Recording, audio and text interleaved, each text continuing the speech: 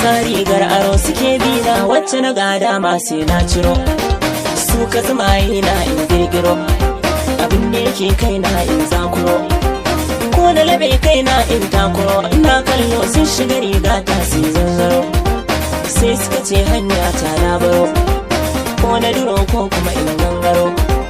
na riga Allah abin dogaro suna kallo yadda irin shuka ta ke zo wai tafiya ta za ta tasgaro in na zube kaskar in dunguro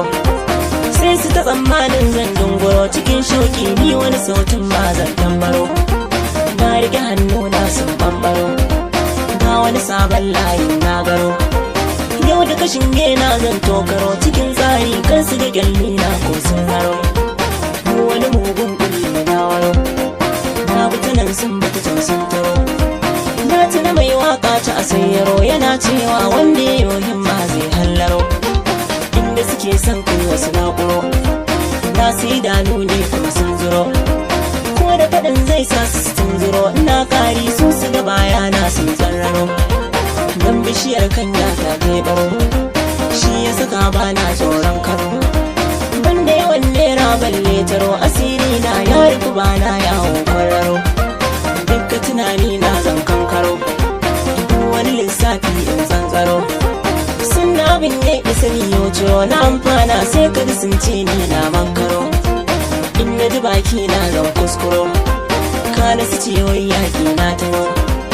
ta ka kafa ta zan in bankaro silar wannan wasu suke ce min in raro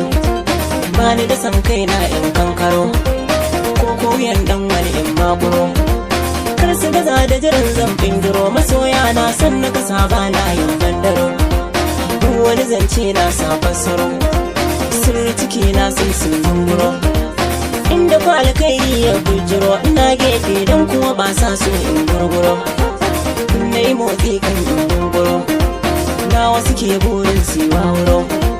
kan na yi umarni sun faskaro suna murna har wata ƙarya za su yi gurguro